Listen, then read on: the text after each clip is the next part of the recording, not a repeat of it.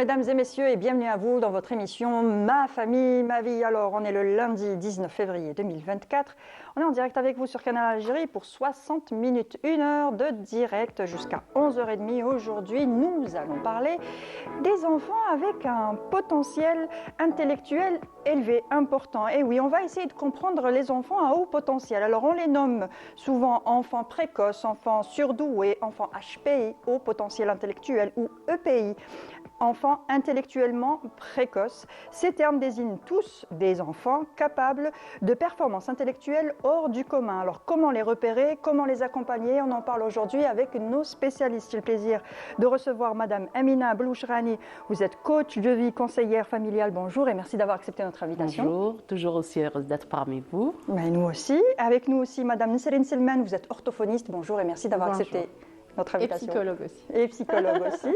Ouais. Alors on parle des enfants HPI, le thème du jour exact est le suivant, comprendre le haut potentiel intellectuel. Donc si ce thème vous intéresse, et je pense que ce thème intéresse beaucoup de personnes, on est tous curieux par rapport à ça, donc n'hésitez pas à nous appeler au numéro qui s'affiche en bas de votre écran, le 021 23 98 91, le 021 23 98 91. Et on entend beaucoup parler des HPI, on entend beaucoup parler des enfants qu'on appelle précoces ou surdoués. C'est aussi un effet de mode, mais en réalité, qu'est-ce qu'une personne, pas que les enfants, parce qu'on le reste aussi adulte. Donc, qu'est-ce qu'une personne HPI? Une personne HPI. Là, vous avez donné plusieurs appellations. Oui. Il y a aussi l'enfant zèbre. Zèbre. Il y a oui. des livres, voilà. On parle aussi de douance intellectuelle. Et là, c'est toutes ces appellations pour définir un adulte ou un enfant présentant des capacités intellectuelles supérieures à la moyenne. Alors, un HPI aussi manifeste des aptitudes intellectuelles d'exception par rapport à ses pairs. Voilà. Alors, le HPI, alors le haut potentiel n'est ni un trouble, ni une pathologie psychique, ni une supériorité intellectuelle. C'est vraiment une particularité neuronale. Donc, c'est pas une maladie. C'est pas une maladie. On ne le diagnostique pas. Du tout. On ne diagnostique pas par des médecins. D'accord. Voilà. C'est par des tests par la suite et par un tout. Et on verra ça par la suite. Alors, les hauts potentiels sont marqués par un quotient intellectuel qui est remarquablement plus loin et plus élevé par rapport à la norme. C'est-à-dire, il est égal ou supérieur à 130. La norme est de 100. Il représente 1 à 2% de la population mondiale. D'accord, que 1 ou 2%. Pourtant, oui, de la population mondiale. Pourtant, tous les parents sont fascinés devant leur enfant quand ils font juste un petit truc, on se dit il n'est pas un petit peu précoce ou surdoué. Les parents ont tendance à croire que leurs enfants sont plus intelligents que la norme, plus intelligents que tous. C'est parce que ça, c'est le lien avec le parent et l'enfant, parce que c'est notre petit trésor, c'est pour ça. Voilà, en fait, c'est l'approche émotionnelle. Voilà. Tous les parents sont contents d'avoir des enfants qui ont une scolarité réussie surtout. Oui. Donc, premier abord, c'est que c'est un enfant qui a de bonnes notes, c'est un enfant qui risque d'être excellent, d'être un génie, etc. Mais pas que. Tout à l'heure, nous allons voir avec Madame. Nous plus développer. Oui. Et parfois, le problème se pose au niveau de l'adolescence. On en reparlera tout à l'heure. Voilà, ça il y a des devient périodes problématique où c'est un petit peu critique. Un ado est HPI et les parents comprennent autre chose. On va voir tout à l'heure ça. Parfait. Est-ce que c'est inné justement? Est-ce qu'on est HPI ou est-ce qu'on peut le devenir? Parfait. Alors, les chercheurs ont fini par mettre un consensus pour dire que le haut potentiel est présent de façon innée, qu'il est transmis de façon héréditaire ou majoritairement héréditaire. D'où des adultes, des parents qui découvrent leur haut potentiel à travers leurs enfants, qui leur ressemblent et qui sont diagnostiqués, c'est-à-dire qui sont testés et reconnus HPI. C'est de là qu'ils se reconnaissent par la suite. Alors vraiment, il est de façon innée. Donc il y a des parents qui viennent pour leur enfant et qui découvrent au final qu'ils le sont eux aussi. Exactement, finalement. parce qu'ils ressemblent, c'est-à-dire ils voient la ressemblance entre eux et leurs enfants. D'accord. Et comment on s'identifie, pour ne pas dire diagnostic, pour ne pas dire maladie, alors comment identifier une personne HPI, un enfant ou une personne adulte? Ah, ça va, c'est-à-dire là on va rentrer dans oui. Là on va pour diagnostiquer, c'est-à-dire le diagnostic reste sur l'évaluation du quotient intellectuel. D'accord. Voilà, la première c'est l'évaluation du quotient intellectuel. Alors, il y a plusieurs tests et échelles qui sont reconnus, qui sont validés par la recherche. Alors, un test aussi, une évaluation hors quotient intellectuel doit être faite par un spécialiste. c'est-à-dire un psychologue et un thérapeute spécialisés. D'accord? Les échelles sont connues qui sont présentes ici, soit en Algérie ou mondialement. Ce qu'on utilise ici, c'est l'échelle d'aptitude de Wechsler et le Stanford Binet. Je dirais que les tests qui sont sur Internet sont loin d'être valides. Ah, justement, parce qu'on a tous eu cette curiosité, Non. on l'a tous essayé en tapant un test de Non. QI et on s'est dit Voilà. ah j'ai un QI de tel ou un QI de tel. C'est pas forcément comme ça que ça Non, se passe. du tout pas. Ils sont pas Oui. valides. D'accord. Voilà, Mais il en faut fait, vraiment oui. que ça soit. Mais en fait, le paradoxe, c'est quand on évalue le HPI par rapport à ses compétences, disons, rationnelles. Mais en fait, on va voir que c'est aussi par rapport à son côté rêveur, son côté imaginatif, son humanisme, le fait qu'il est très empathique aussi. Oui. Donc, HPI, HPE. D'accord. Parfois. Émotionnel. Mais voilà, Oui. nous avons tendance à voir que le côté intellectuel, raison, rationalité, scolarité, etc. Mais en fait, les choses, je pense que ça va se préciser avec l'évolution, c'est quand, avec l'âge plutôt, quand l'enfant va grandir, il va déjà ressentir plus de choses, vouloir exprimer et partager plus de choses. Arrivé à l'adolescence, là, il y a blocage. Oui. Parce Et que il déjà à l'école, bon, si vous Il va voulez en sentir parler la à l'école, différence. on va aborder Oui, à on va l'école. aborder. on va Oui, aborder oui, ensuite on à va l'école. Voilà. aborder. Oui. On va dire qu'il va sentir sa différence Différence. par rapport aux autres. Il ne va pas Exact. s'identifier par rapport à ses pairs. Et sans comprendre ce qui lui arrive. ce qui lui arrive, Parce qu'il n'est qui pas il sur est. une maturité aussi. Voilà, ici, les exigences font qu'on soit modeste, qu'on ne s'exprime pas facilement, etc. À un certain stade de la vie. Et donc l'enfant. Et d'où le conflit qui se crée à l'intérieur de lui. Donc il ne sait pas. Au contraire, il prend ça comme un échec. Ouais. Il se dit, moi je suis différent, je ne réussis pas ça. Ce qui est demandé à l'école n'est pas ce qui est en deçà de ses capacités à lui. Il se dit que je ne suis peut-être pas dans la bonne place et je ne suis pas bon. Au départ, au contraire, ça crée en lui un sentiment de manque d'estime de soi. C'est de là soi. où l'estime de soi est touchée. Hein. Voilà. En fait, même Il les se autres, remet ils vont en le voir doute bizarre. par rapport à ses capacités, il se remet à son mode de réflexion, Et voilà. de raisonnement et tout, Et parce qu'il est vraiment au-delà. Hein. Voilà. Et s'il partage autre chose, s'il perçoit autre chose, il le partage, il va paraître bizarre. Voilà. Donc chaque fois, quand il est mal reçu par les autres, il n'est pas bien. Il n'est pas bien compris. Tout ça. Ça a réellement dit qu'il n'est pas bien. Il ne se compris. Voilà, il n'est pas bien. Et ça se répercute encore sur lui. Il se dit, je ne suis pas dans la place, je ne sais pas me faire comprendre, je suis peut-être bizarre, j'ai des idées, ça ne marche pas. Parce qu'en fait, il est dans un environnement inadapté. Il y a une réciprocité. Lui, il n'est pas dans la bonne place et les autres, il est mal reçu. Et ça crée une boucle souffrance. qui Ça crée crée une une souffrance aussi. Oui. Voilà. Peut-être on en parlera un peu plus Voilà. par la suite. D'accord. Voilà. Alors, on parle aujourd'hui des enfants ou des adultes aussi, HPI, haut potentiel intellectuel. Donc, si vous avez des questions à nous poser, si vous voulez témoigner, n'hésitez pas à nous appeler au numéro qui s'affiche en bas de votre écran, le 021 23 98 91. Le 021 23 98 91. Ce que je vous propose, mesdames, tout de suite, c'est de suivre un reportage de notre collègue Yasmine Belhidja et on revient tout de suite après. D'accord ? Super. Troubles spécifiques du langage et de l'apprentissage regroupent les troubles 10. Dyspraxie, dysphasie, ainsi que certaines manifestations induites de ces troubles, comme la dyscalculie, la dysgraphie ou la dysorthographie. Alors, de retour sur le plateau, on y reviendra peut-être pour le sujet après. On parlait de quotient intellectuel, il faut compter le quotient. C'est quoi un quotient intellectuel, justement Peut-être je vais d'abord parler de l'âge de l'évaluation de l'enfant. Alors, un enfant, on peut évaluer l'enfant, les capacités intellectuelles de l'enfant à partir de 4-5 ans, en règle générale. Hein. Avant cet âge, les mesures d'intelligence non verbale ne sont pas stables. Alors, on évite vraiment, on essaye d'éviter à avant. Alors, il est réellement déconseillé avant l'âge de 2 ans et demi, mais il est recommandé d'attendre l'âge de 6 ans, l'âge de scolarité, pour commencer à évaluer l'enfant. Mais de 2 ans, voilà, vous dites 2 ans, Ah, 2 il faut ans et commencer demi. à 2 ans et demi. De Oui. 2 ans et demi à 6 ans, on peut remarquer certaines choses qui vont nous Exact. donner... Oui. Ah, les plus pertinents qu'on voit, c'est un langage très développé. Alors, vraiment, un langage développé vraiment très riche, hein, c'est-à-dire un vocabulaire fourni, une phrase complexe, maîtrisée aisément à l'âge de 2 ans. Ça, c'est les signes qui sont vraiment précoces à l'âge de 2 ans et demi. 2 ans. Alors, à 2 ans, parle couramment. Marcher aussi rapidement? Non, ça n'a pas de relation. Alors, le développement moteur, le développement psychomoteur ne rentre pas dans ça. Peut-être on peut trouver aussi que les enfants sont immatures. D'accord. Voilà, il n'y a pas encore cette maturité, elle suit l'âge. C'est-à-dire que ce n'est pas une règle générale.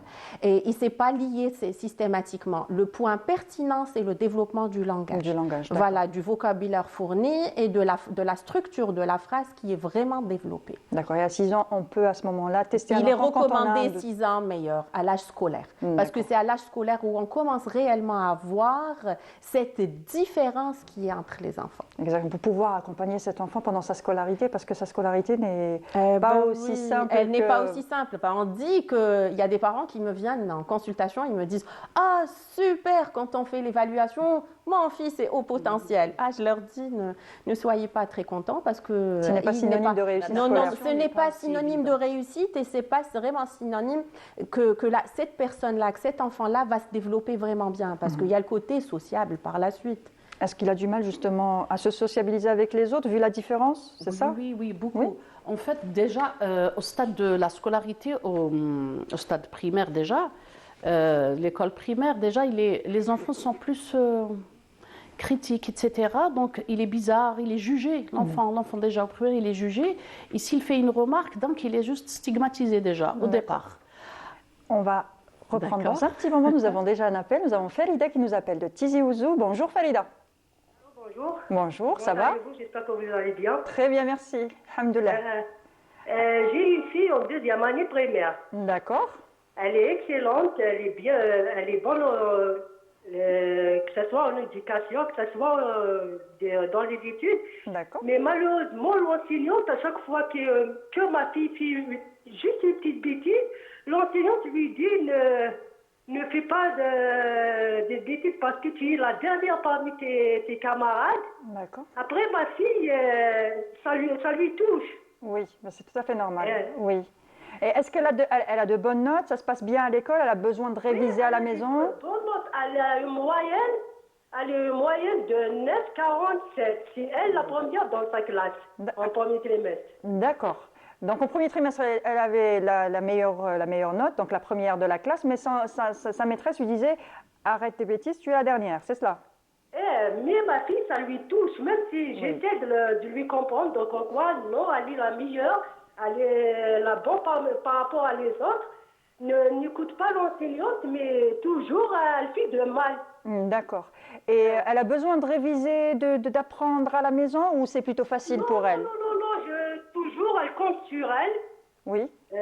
Juste, je lui ai imprimé des sujets. Oui. Je lui donne, elle fait tout toute seule. Très bien. Elle connaît lire, écrire. Elle est bonne dans toutes les matières. D'accord, très bien. Merci Farida pour votre témoignage. On va vous répondre tout de suite. Merci. Merci beaucoup. Voilà. On va dire qu'on est aussi un peu on a aussi un haut potentiel émotionnel, exactement, quand on est hyper... Alors, dans le cas de Madame Farida, de la fille de Madame Farida, en fait, l'enfant peut comprendre parfois très vite. Et ça perturbe le déroulement du cours. D'où la réaction de l'institutrice. C'est-à-dire, elle s'ennuie en classe. Voilà, elle s'ennuie et donc... elle s'occupe voilà, premier cas de non-intégration. D'accord. Voilà.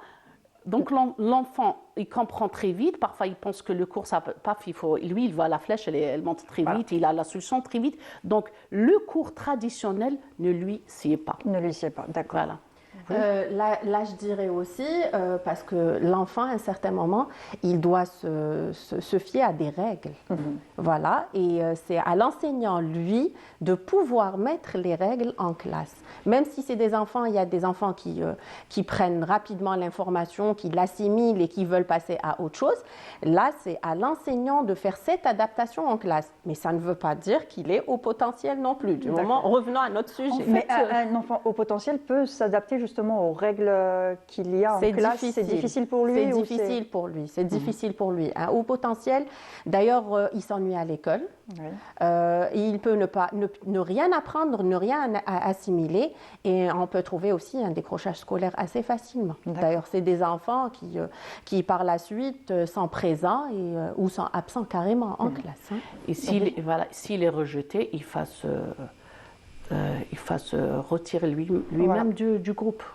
Il va plutôt se retirer, se désociabiliser complètement, oui. Parce qu'il s'isoler plutôt. Voilà, il se sentira exclu et souvent inefficace.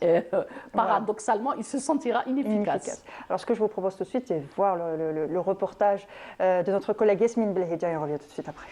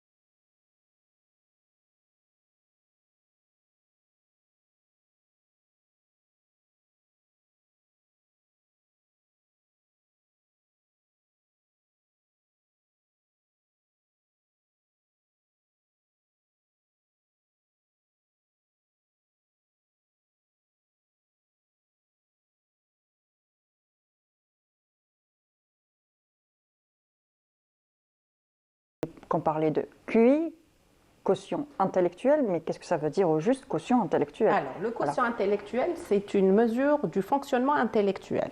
Alors, il s'agit des aptitudes intellectuelles qui aident la personne, qui nous aident réellement à bien comprendre l'environnement et à s'y adapter. Voilà, c'est grâce aussi au quotient intellectuel qu'on peut faire le lien entre différents éléments et d'établir et de solutionner des problèmes. Voilà, c'est ça le quotient intellectuel en lui. D'accord, le quotient intellectuel 130, c'est quelqu'un qui peut s'adapter, qui a... Comment? Il est déjà Il est déjà au potentiel. Voilà, il est déjà au potentiel. Mais le quotient intellectuel en lui qui veut dire, c'est-à-dire c'est ses aptitudes. Réellement, c'est-à-dire c'est des aptitudes qui nous... C'est un tout. Hein, c'est vrai que on parle beaucoup de l'intellectuel, mais par la suite, on va citer ce petit point qui est très important, qui est par rapport à la réussite scolaire. Parce que les gens pensent que quand on a un quotient intellectuel élevé, est égal à une réussite scolaire. Oui. Là, je dirais que ici, partant du principe que l'intelligence, là, je prendrai quelques petites notes pour ne pas rater, voilà, parce que vraiment ici, quand on parle d'intelligence, de haut potentiel et on parle aussi de réussite scolaire, on parle d'intelligence, d'accord? Alors, partant du principe que l'intelligence est définie comme la capacité à s'adapter aux situations nouvelles. Oui. Alors, comme a dit Jean Piaget, l'intelligence, ce n'est pas ce qu'on sait, mais ce qu'on sait faire quand on ne le sait pas. D'accord. Voilà, c'est ça l'intelligence. Voilà. Alors aujourd'hui, il y a plusieurs théories qui ont élaboré cette intelligence. Il y a des théories qui parlent de la logique. Il y a d'autres qui étudient le côté formel. On parle même de l'intelligence sociale. C'est comment manier une confusion avec autrui. Et le quotient intellectuel en lui ne peut pas englober toutes ces intelligences. Voilà, ça veut dire il ne peut pas déterminer l'intelligence proprement dite. Voilà, il peut nous aider à évaluer les capacités de l'enfant. Évaluer sur quel point justement? Je vais vous donner là une idée par rapport au test. Par exemple, le test de quotient intellectuel, il évalue quoi? Il évalue le langage expressif réceptif. Il évalue le côté raisonnement. Il évalue le côté mémoire. Il évalue le côté graphisme. Il évalue le côté motricité. C'est-à-dire, il y a plein de points qui évaluent le quotient intellectuel, mais l'intelligence en elle, qui est aujourd'hui, quand on parle de plusieurs intelligences, il ne peut pas le faire. C'est-à-dire, il ne peut pas englober le tout. Toutes les intelligences. Voilà. Et je vous dirais qu'une personne, on ne peut pas la faire sortir de son environnement. Voilà. D'ailleurs, c'est le point qu'on cite le plus, c'est le côté social de la personne, du haut potentiel. On peut dire qu'un haut potentiel, il peut être bien dans son environnement, il est au top, il réussit le tout. Quand on le sort de son environnement, il ne l'est pas du tout. C'est-à-dire qu'il est haut potentiel dans son environnement. Et c'est pour ça que la réussite scolaire, si ce n'est pas son environnement, ce n'est pas possible non plus. Ça ne l'aide pas. C'est par rapport, je vous dirais aussi, parce que peut-être je parlerai d'ici de notre pays, où il n'y a pas un système adapté au potentiel.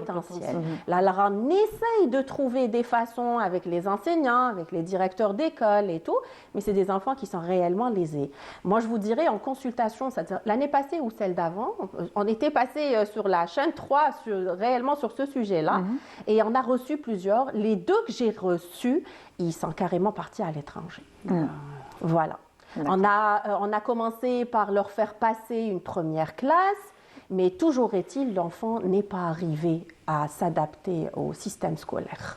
Voilà. Ça a touché son côté par la suite estime de soi, son côté émotionnel, parce qu'ils sont très sensibles. C'est pour ça qu'on parle aussi d'HPE par la suite. Ils peuvent développer un côté émotionnel très sensible. Exactement. Voilà. Voilà, je voulais dire par rapport à l'enfant, à un certain stade, il peut tenir le coup. Mais il peut essayer de s'adapter. Voilà, surtout s'il a reçu l'aptitude d'être obéissant, donc sur sa scolarité, il fait ce qu'il a à faire, etc. Il peut, on va dire, essayer de donner les réponses qu'on veut qu'il donne, même s'il dépasse. Il y a une forme d'adaptation, exactement. Il essaie de s'adapter, surtout s'il a reçu une éducation stricte, stricte, qui lui permet d'être très obéissant. Donc là, il tient le coup jusqu'à un certain stade, mais arrivé à l'adolescence, là, ça me fait rappeler les deux cas d'adolescents. Je suis sûre, c'est des HPI.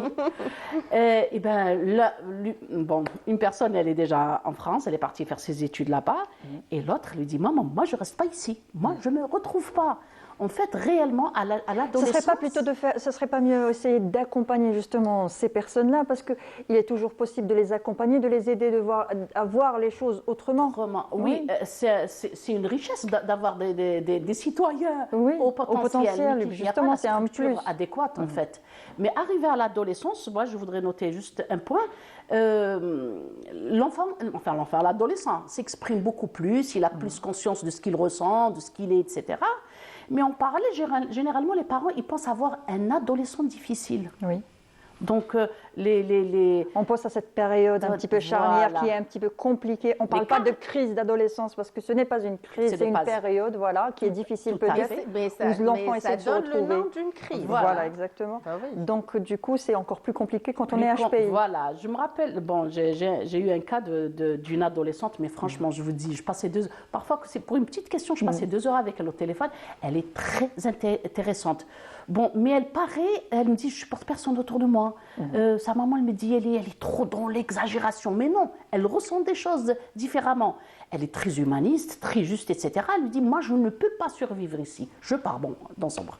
Et c'est pas possible qu'elle reste dans un environnement qui la rejette, où elle se retrouve Mais pas. vous savez, même en faisant, avant déjà de faire de préparer cette émission, je m'intéressais déjà au sujet parce que c'est un sujet qui est vraiment à la mode. Mais même à l'étranger, les enfants se retrouvent aussi, ils se retrouvent à l'écart où on les comprend pas. C'est pas une question de pays, c'est une question d'environnement. Justement, parce que même à l'étranger, on voit des enfants en difficulté scolaire, en phobie scolaire, qui partent dans n'importe quel pays, que ce soit n'importe quel continent, Europe, Amérique. Ils ne sont pas diagnostiqués non plus, ils ne sont pas détectés. C'est pour ça qu'ils sont malheureux. Hein. Voilà. Mais en fait, justement, parce qu'ils ne se sentent pas compris, mais vu le pourcentage très, très bas des HPI, il n'y a pas de communauté de HPI. Suffisamment. L'une des solutions, c'est de retrouver des personnes qui leur ressemblent. Ils partagent les choses en toute sécurité et toute acceptation. Et ils peuvent développer ça. Ils donnent des personnes très... en fait, c'est des personnes qui sont futuristes, qui ont une vision très futuriste, qui peuvent servir l'humanité même. Et comme vous venez de le dire, même à l'étranger, ça pose problème vu le nombre très réduit de HPI. D'accord. Voilà. Et justement, pour identifier une personne HPI, le QI ne suffit pas, le test QI? Ah non, le QI ne suffit pas. Là, on a parlé... Ah oui, là, je reviendrai juste un petit point tout à l'heure quand j'ai parlé du système éducatif ici qui n'est pas adapté. D'accord? Mais par rapport à l'environnement, ici ou à l'étranger, quand l'enfant est détecté, soit ici, soit là-bas, parce que l'enfant ou lui ou la personne en elle, déjà elle est en difficulté avec elle-même. D'accord? Ça veut dire la compréhension. Et en plus, là, je rajouterai le point du... Tout à l'heure, vous avez parlé ils sont un peu minutieux. Oui, il est reconnu. Le HPI est reconnu comme perfectionniste. Méticuleux. Voilà, comme méticuleux. Il n'est pas compris par les autres. Pourquoi il est ainsi? Et à un certain moment, il y a certains qui se retrouvent à tout lâcher et ils passent à l'autre extrême. D'accord. Voilà. Mais croyez-moi, le problème se pose plus pour l'adulte que pour l'enfant. Pourquoi? Parce que l'enfant, il est accompagné déjà, il a une structure à suivre, il est un peu obéissant. C'est-à-dire, on va faire le parcours scolaire jusqu'en terminale, par exemple. Mais en fait, le HPI, l'adulte, il a beaucoup de problèmes parce que dans le relationnel surtout, en fait, c'est une personne qui est très honnête. C'est une personne qui est portée sur le...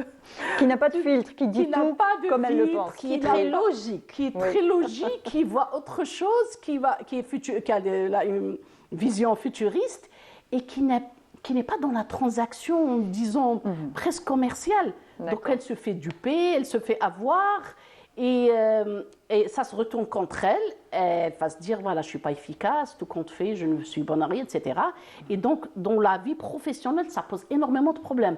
D'autant plus que c'est des personnes spontanées, mais quand elles expriment leurs opinions ou leur vision des choses, ce n'est pas forcément quand il y a un terrain concurrentiel, c'est très mal reçu. Mais quand on est adulte, on peut faire le travail sur soi. Quand on découvre qu'on est HPI, on peut faire un travail sur soi et essayer d'apprendre justement à vivre avec les autres, à s'adapter.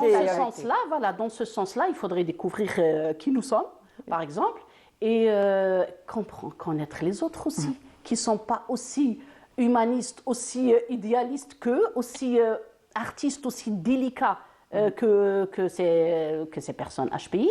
Et donc, juste faire la limite entre ce qu'ils sont et ce que sont les autres. Parce que, comme on dit, on voit le monde à travers soi-même. C'est des personnes qui sont vraiment très humanistes, très rêveuses, très collaboratrices, très gentilles, très bienveillantes. Et le monde, les autres ne le sont pas. Donc, la déception après déception, il faudrait prendre conscience de cela et aussi se diriger vers ce dans quoi nous sommes excellents. Donc, à partir du moment où nous avons une activité qui satisfait nos besoins et qui nous permet de nous exprimer, d'utiliser son potentiel intellectuel comme il faut, ben, la personne se retrouve et elle peut partager, gérer. Déjà, elle a la satisfaction de ce qu'elle veut et elle peut avoir juste un petit espace relationnel et se retirer parfois pour se ressourcer, pour se restituer et reprendre les relations sociales. Je pourrais rajouter là quelque chose? Oui, bien sûr. Oui, alors à ce niveau-là, je dirais qu'en règle générale, il faut jamais se laisser définir par les autres. Voilà. D'accord? Il faut avoir son image sur soi-même, être cette personne avec laquelle que je veux être, comment je veux être perçue par moi-même, avoir son self-concept, d'accord? C'est-à-dire avoir ses valeurs, ses principes, ses objectifs, et d'essayer de s'adapter dans la mesure du possible, tout en étant vraiment très conservateur par rapport à ses limites-là. Voilà. Et de là, au potentiel, quand il est vraiment diagnostiqué au potentiel, quand il connaît ses vraies capacités intellectuelles qui sont réellement hors normes, il pourra lui-même choisir son environnement pour ne pas rentrer dans ce stress et cette angoisse qui peut par la suite faire de lui une personne. Je dirais, ça c'est vraiment les spécificités. Hein. C'est-à-dire une personne, pour ne pas virer, ni être dans un narcissisme et un égocentrisme qui peut être développé, ni dans un manque de confiance. Voilà. D'accord. En fait, il y a certains adultes, quand ils ont découvert qu'ils étaient HPI, c'était un choc émotionnel. Un mélange de joie et de rancune par rapport aux personnes qui les ont rejetées, qui les ont comprises. En même temps, la joie de découvrir, de comprendre. Voilà, de comprendre qu'ils sont normaux dans leur monde, normaux dans leur conception des choses. Exactement. Alors, on parlait tout à l'heure que pour identifier une personne HPI, le QI ne suffisait pas. Le QI ne suffit pas. On a parlé, on a parlé d'environnement. Alors, c'est la capacité à communiquer. Voilà, ça c'est un plus qui est très très important. Comment la personne communique. D'accord. Comment elle communique justement voilà, une personne HPI. Oui, pas une personne HPI, c'est-à-dire sa façon de communiquer, sa façon quand on... C'est ce qu'on était en train de parler, c'est l'adaptation aux situations. C'est-à-dire comment on communique, est-ce qu'on est réellement sur une rigidité ou plutôt sur une flexibilité. Donc une personne HPI, c'est une personne plutôt rigide. Non, c'est-à-dire qui a du mal à s'adapter aux pas autres. Spécialement, c'est pas ce que je veux dire. Hein. C'est-à-dire le quotient intellectuel ne suffit pas, c'est-à-dire on doit voir aussi ces points-là. Est-ce que cette personne a cette facilité et cette flexibilité dans la communication avec les autres? Est-ce qu'elle est dans l'empathie? Voilà, c'est-à-dire c'est l'adaptation aussi, l'empathie, c'est-à-dire je laisse passer des choses, là ici je fais comme si c'est pas important, comme si j'ai pas vu. Mais ça se passe à un stade bien particulier parce que d'une manière naturelle, c'est des personnes bienveillantes, très communicatives, très rêveuses, elles sont dans le partage, c'est le retour des autres qui les retiennent. Donc c'est vraiment paradoxal en fait. Hein. Elles sont des personnes très communicatives, extraverties, extravagantes. Qui aiment partager réellement leur savoir et ce qu'ils ont comme savoir. Voilà, une vision particulière des choses. Donc elles sont dans le partage. C'est comment on les qualifie qui les bloque, qui les rend dans une situation très, très, très inconfortable. Parce qu'ils ont le besoin de partager et de communiquer et d'extérioriser ce qu'ils ressentent, ce qu'ils voient, mais ce n'est pas accepté de l'autre côté. D'où l'orientation vers certaines activités, certaines expressions, certains clubs de lecture. On va développer tout ça dans un petit peu. On va développer tout ça, exactement. On parle aujourd'hui du haut potentiel intellectuel, que ce soit pour les enfants ou pour les adultes. Donc, si vous voulez nous poser des questions, tout simplement témoigner, n'hésitez pas à nous appeler au numéro qui s'affiche en bas de votre écran, le 021 23 98 91, le 021 23 98 91. Alors, on était sur la communication, sur l'empathie. Sur le côté social, sur le côté social, oui. Voilà. Je dirais qu'on mesure le haut potentiel dans son environnement. On mesure ses capacités et ses aptitudes vraiment dans son environnement. Comme on a dit tout à l'heure, là réellement, c'est dans l'environnement qu'on voit réellement est-ce qu'il est, c'est-à-dire c'est un tout. Et capacité intellectuelle et capacité sociale. D'accord. Est-ce que la personne HPI ou l'enfant, est-ce qu'il réfléchit de la même façon? On parle de réflexion en arborescence. C'est de partir sur plusieurs idées en même temps, au lieu que ce soit une réflexion linéaire. Oui, mais en fait, vous savez que l'enfant, l'enfant HPI réfléchit comme un adulte. Il voit les choses telles qu'un adulte. Donc en fait, il se pose des questions, ça peut, entre guillemets, déranger la personne qui est en face de lui, peut-être les parents ou d'autres, qui posent beaucoup de questions. Il voudrait mettre du sens à ce qu'il voit, à ce qu'il ressent. Donc il a un vaste champ de vision, de réception, et ce n'est pas un enfant innocent qui a peur, etc. Il est là exposé, il propose des choses, etc. Déjà, il est curieux. Pardon? Il est curieux. Il est très curieux. C'est la curiosité, oui, Exactement. c'est un signe Et on a pas- important donc, chez si on lui parle de quelque chose, et si on faisait ça, il ne s'arrête pas. Et en fait, il y a une particularité dans le HPI, c'est quelqu'un qui parle très vite. Très, très vite. Il est pressé. Pourquoi? Parce qu'il reçoit beaucoup d'informations. Il essaye d'être au rythme de sa pensée. Et il Donc, veut les peut-être- partager aussi en même temps. Voilà, C'est ça en le même truc, c'est temps. qu'il Donc, veut le les rythme. partager en même temps. Donc ça va très vite et je vois cette caractéristique dans les personnes que j'ai déjà rencontrées. C'est des personnes qui parlent très très vite. D'accord. Et ils ont besoin, et donc parfois ils butent quand quelqu'un ne les écoute pas, ils butent sur les mots, ils ne disent pas ce qu'il ressent. En arborescence, c'est des artistes en fait, hein, franchement. Et donc ils ressentent quelque chose et là ils voient la suite. Et c'est des personnes qui trouvent des solutions. On devrait exploiter ce genre de personnes, tout compte fait. Exactement. Et justement, les personnes que vous recevez, est-ce que c'est des personnes qui sont plutôt en souffrance ou pas? Oui, en souffrance interne et externe, dans le sens où la personne me dit « je ne sais pas qui je suis bon à rien, je m'intéresse à tout, mais je ne fais rien de bon ». C'est vrai qu'on dit que celui qui est bon à tout n'est bon à rien. En fait, cet intérêt, cette curiosité, il faudrait qu'il sache que c'est une caractéristique en lui et que c'est très positif. Donc en fait, ils se sentent mal à l'aise parce qu'ils ne savent pas qui ils sont. Déjà, D'accord. il n'est pas authentique.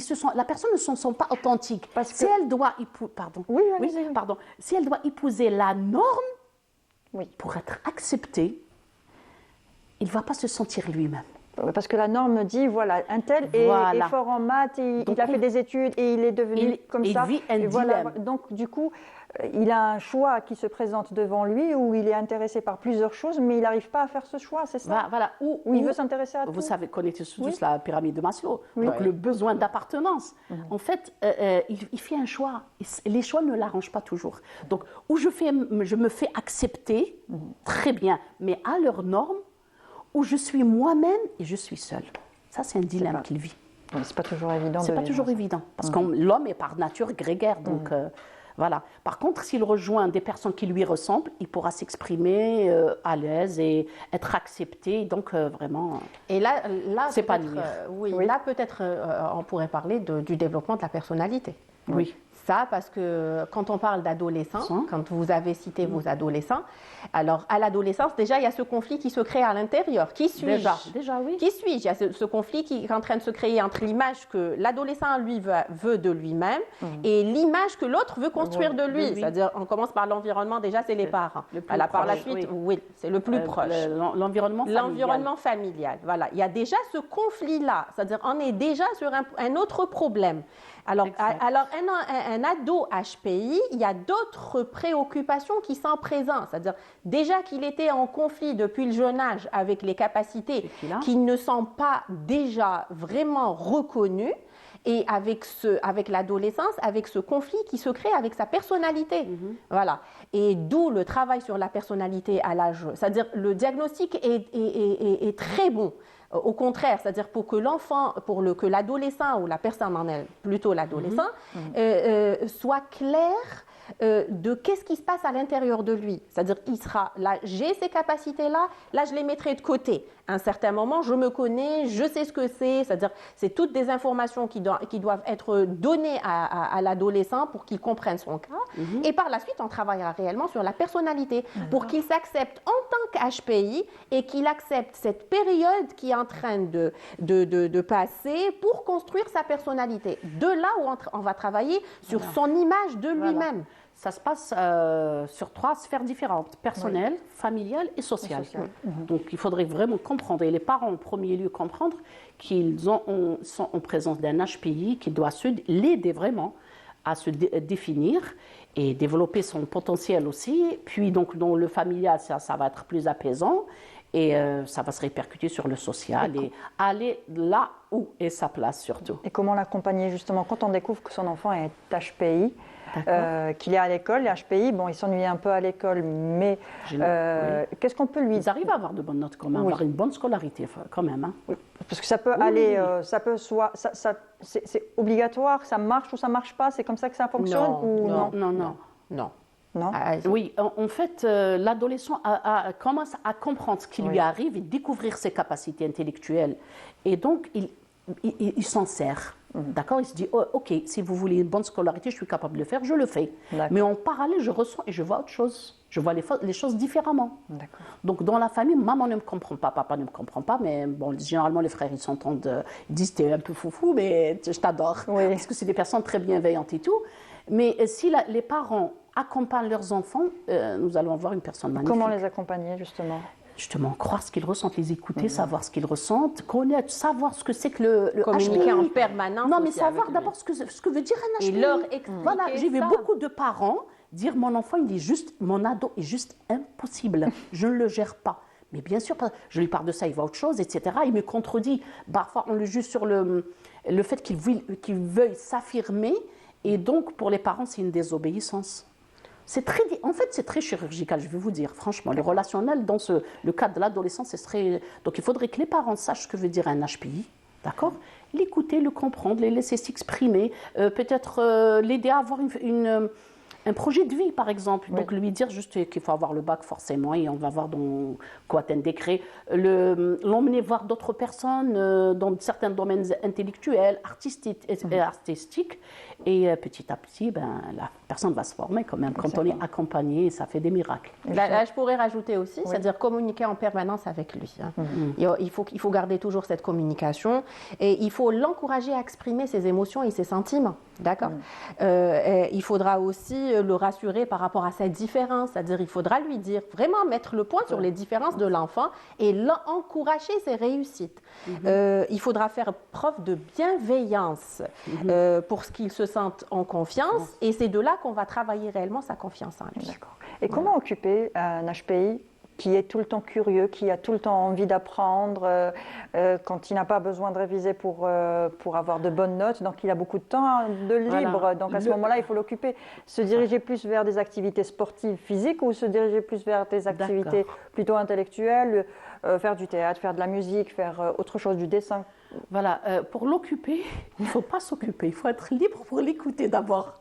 Justement, être présent avec l'enfant ou même l'adolescent HPI, il faut être présent, l'écouter, croire en sa spécificité. Donc, c'est intéressant ce que tu ressens, c'est intéressant ce que tu vois, qu'est-ce que tu pourrais en faire?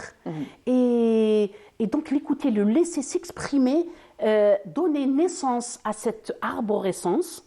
En fait, vous me faites rappeler, on propose aux HPI, ados et même adultes, de mettre sur papier les mind mapping. Donc, mettre cette arborescence qui est réellement en forme d'arbre, de mettre ça sur papier. Ça le soulage, il voit plus clairement ce qu'il ressent. Et donc, chaque fois, vous savez, chaque fois, il va ajouter une flèche. Ah, maintenant, je vois autre chose. Et si après il vit l'expérience, il revient vers le papier. Non, plutôt ça, il est dans la perpétuelle créativité. Donc comment il s'occupe? Il sait comment s'occuper, lui. Parce qu'il ressent beaucoup de choses. Donc par rapport au sport, ça serait bien parce qu'ils ont besoin de réalisation, ils n'ont pas le terrain pour. Donc l'idéal, c'est un peu pour un peu canaliser cette énergie, il faudrait qu'il fasse du sport, qu'il s'essaie à certains arts, le laisser découvrir, s'éparpiller dans la recherche, dans la curiosité, sans lui dire tu touches à tout, tu n'arrives pas à décider. Donc le laisser vivre ce qu'il ressent et ce qu'il voit, ce qu'il vraiment il perçoit plus que les autres surtout. Alors on parle aujourd'hui des personnes à haut potentiel intellectuel. Donc si ce thème vous parle, si vous avez envie de poser des questions ou témoigner, n'hésitez pas à nous appeler au numéro qui s'affiche en bas de votre écran, le 021 23 98 91, le 021 23 98 91. Et quand on est un adulte HPI et qu'on travaille dans une société et qu'on a du mal avec nos collègues, c'est un petit peu difficile de cette vie en société, d'essayer de prendre sur soi un certain moment, quand on a un responsable, quand on a des collègues, il faut savoir leur parler, il faut pas... En fait, c'est pas toujours évident. Pas du tout, franchement pas du tout. D'autant plus que le HPI adulte, il est très bienveillant, il est dans le partage, il est dans les actions futuristes, il partage ceci. Alors je précise, sur un terrain concurrentiel, ça pose grand problème.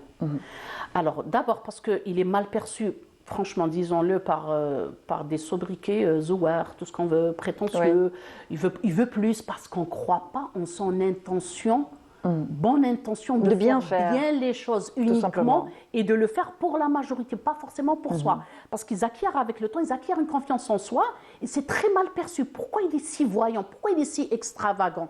Donc en fait, d'un point...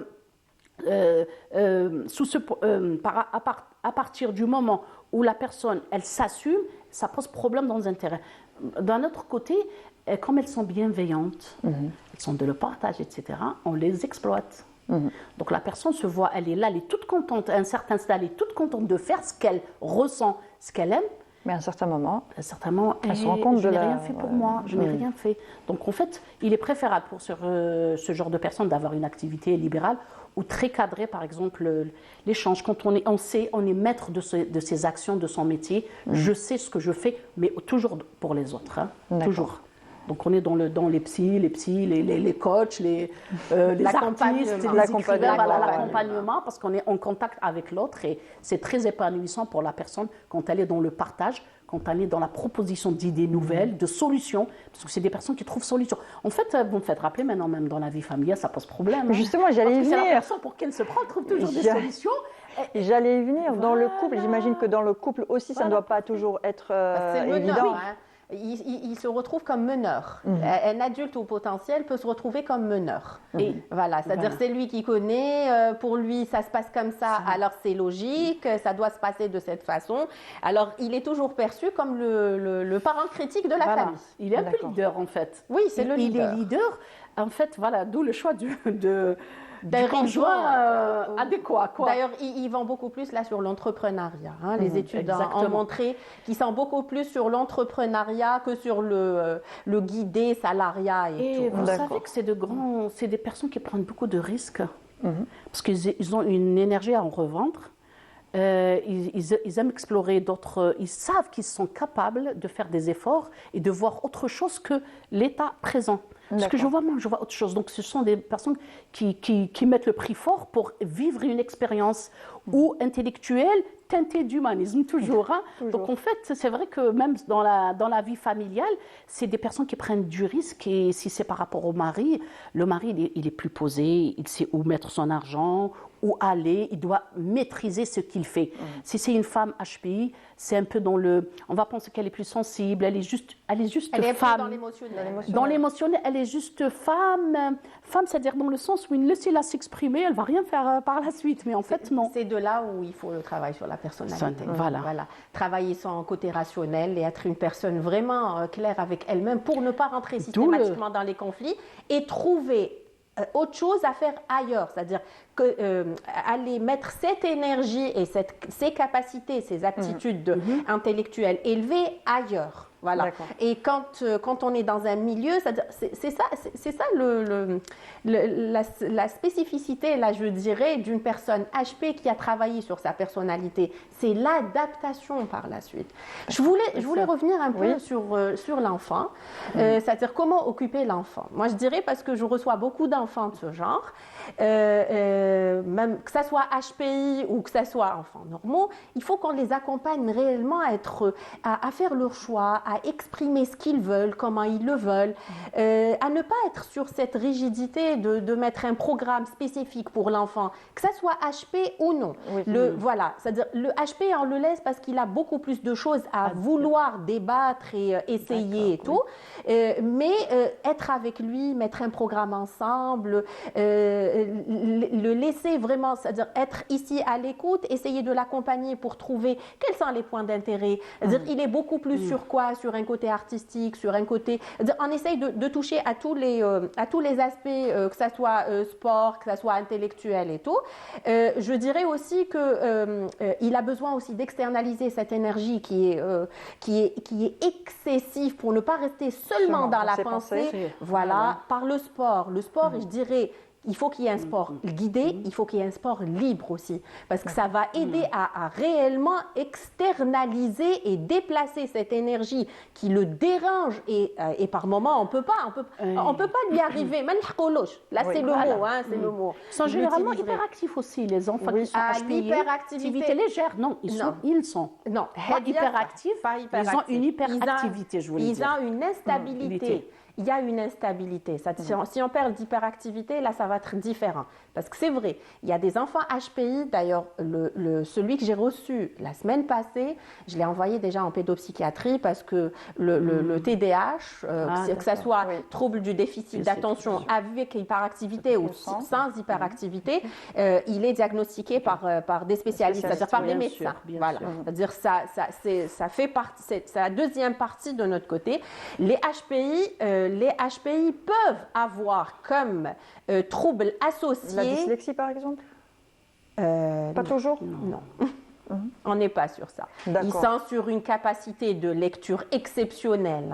On est sur une capacité de lecture exceptionnelle. Alors, un enfant HPI... Alors, s'il y a une dyslexie, là, on élimine le HPI. D'accord. Voilà, on ne peut pas parler de HPI. C'est pas forcément associé. Dyslexie, dysorthographie. Pas forcément. Ce n'est pas associé.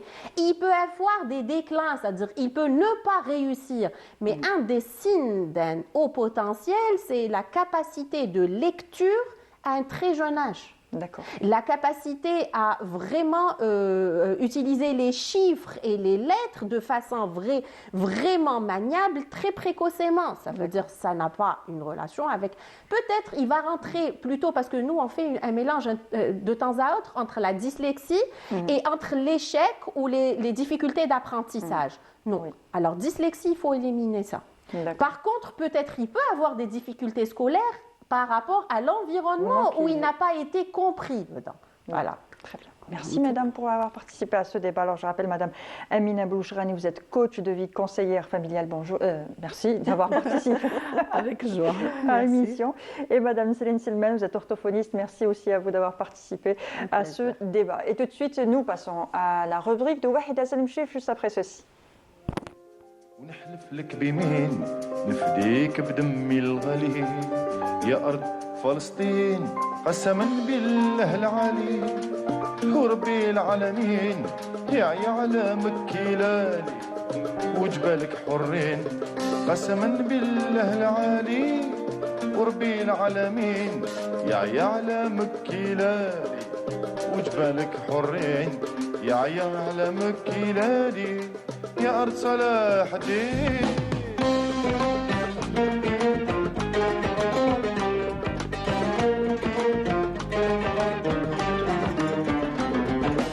احنا معاك شرقي وغربي كلنا في دار نتكلم من صميم قلبي لا نتأخر أبدا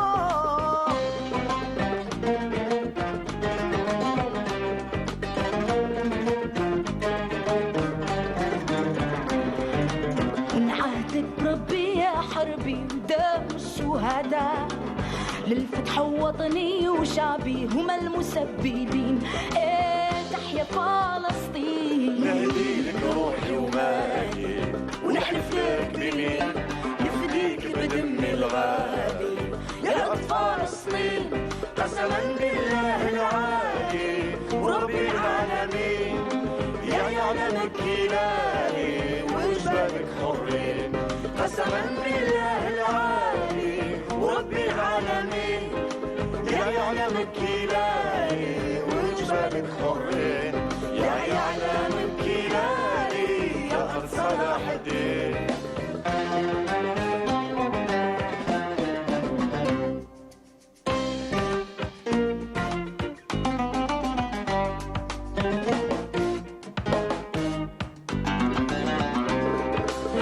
فلسطين الثورية سلاح والإيمان تاريخ الأمة العربية شايع في البلدان. احنا هما أصحاب التضحية ما نخافوا عديان في سبيل الله والحرية احنا المجاهدين. ايه يا أرض فلسطين نهدي لك روحي ومالي ونحلف لك بيمين نفديك بدمي الغالي يا أرض فلسطين قسما بالله العالي ورب العالمين يا يعلمك هلالي وجبالك حرين قسما بالله العالي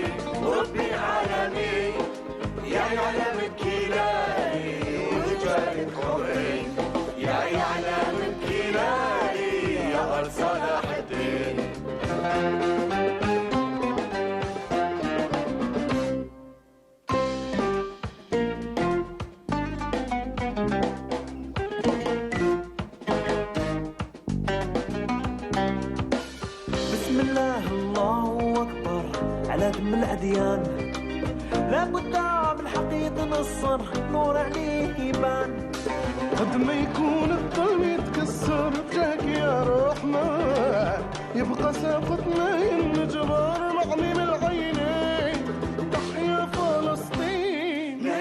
De retour sur le plateau de Ma famille, ma vie, et Wahida Salemchif nous a rejoint. Bonjour Wahida. Ça va? Tranquille, alhamdoulilah, et toi? Alhamdoulilah, ça va, la semaine commence bien, ça va. Alhamdoulilah, tant mieux. Oui, il y a eu de la pluie ce week-end, donc pour moi, ça allait. Il Ça faisait nous a beau. fait du Oui, bien, ça je nous avait pense que ça a beaucoup de fait bien. du bien à tous les Algériens. Tout le Exactement. monde en parlait, on était impressionnés de revoir la pluie. D'accord. C'est bien. Très bien. Alors, jingle avant ta Oui. reprise? Bien sûr, jingle.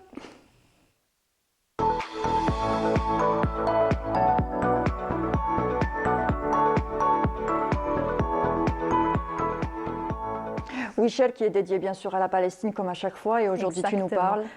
Encore une fois, je vais te dire ma fameuse phrase, belle découverte, parce que c'est vrai que Oui. je découvre. La semaine dernière, je suis sûre que tout le monde a regardé. J'ai d'abord partagé avec vous une petite vidéo, celle que j'ai découverte sur les réseaux sociaux. Il faut savoir qu'elle est tendance sur toutes les plateformes, ce qui est extraordinaire. Et à partir de là, je vais vous laisser un peu écouter. D'accord. بروحها خالي نحلق حتى كان غطات غيوم حتى كان زهري ما يقوم فعنا لي خانوا ما نسيت صافي معاك بالليل. Alors, très joli, Oui, voilà. très joli, exactement. Voilà, il chante arabe, il chante tunisien, je disais exactement. Il s'appelle Rali. Il est de parents, j'allais dire palestiniens, de parents tunisiens. Il vit en Italie. Il a commencé la musique très très jeune, à l'âge de 11 ans. Il s'est mis à écrire des chansons. Comme il l'avait raconté, il a dit, j'avais pas les moyens de faire ma propre musique, donc je reprenais la musique des artistes qui étaient connus à son époque et il faisait son rap. À partir de là, il est tombé amoureux de la musique. Il a essayé de produire, s'autoproduire en fait de la musique. Et à l'arrivée d'Internet, il s'est mis à partager sur les réseaux sociaux, sur Internet, qui est une plateforme vraiment suivie. Et à partir de là, les gens l'ont connu, repéré, l'ont apprécié. Et il a créé plusieurs albums, enfin plusieurs clips surtout. Et il s'est fait un nom sur la scène européenne, mais aussi maghrébine, méditerranéenne, parce qu'il a l'avantage de chanter arabe, italien. D'accord, très bien. Bien sûr, quand on est un jeune artiste qui est talentueux, on se fait inviter dans des événements, dans de grands événements. Là, il y a quelques jours, il y a eu l'événement musical européen attendu. Donc, c'est le Sanremo. C'est un festival de musique où ils invitent les jeunes talents, on vote les jeunes talents, on leur donne l'opportunité de partager la scène. Donc, il faut savoir que lui, il est déjà connu. Souvent, on fait appel à des jeunes découvertes. Lui, comme il fait l'actualité et tout, donc il est été invité.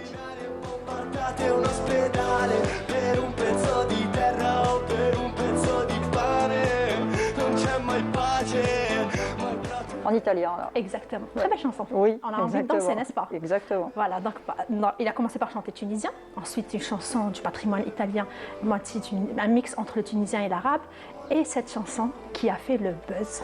Pourquoi ça a fait le buzz? À l'entendre, quand on ne maîtrise pas la langue, on a juste envie de danser et de s'amuser. Alors, la chanson, je vais vous dire qu'est-ce qu'elle a dit exactement.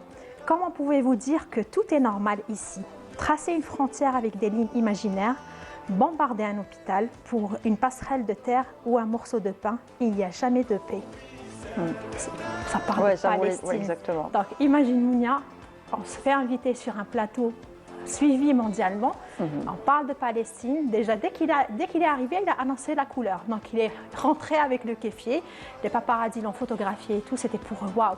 De toute manière, lui, il ne s'est jamais caché. Dès les premiers jours, il s'est mis à défendre la Palestine, à faire appel aux dons, à stopper le génocide qui est en train de se passer malheureusement jusqu'au jour d'aujourd'hui. Donc il a chanté cette chanson, tout le monde était un peu sous choc, si je peux dire ça comme ça, impressionné. Il y a ceux qui ont été impressionnés, ce qui est normal. Il a eu le courage de faire ça en scène, il avait prévenu personne. Exactement. Comment il a osé. Ce qui est... Et pour le comble dans tout ça, c'est qu'à la fin, on lui a dit, est-ce que tu as un mot à rajouter? Ben oui, bien sûr qu'il avait un mot à rajouter. Et qu'est-ce qu'il a dit? Stop génocide à Gaza. Qui aurait osé le faire, sincèrement? À partir de là, tout le monde a partagé ces vidéos, c'est devenu viral. D'ailleurs, il y a eu des manifestations qui se sont organisées au niveau du pays où il est en train de vivre, donc des manifestations pro-palestiniennes.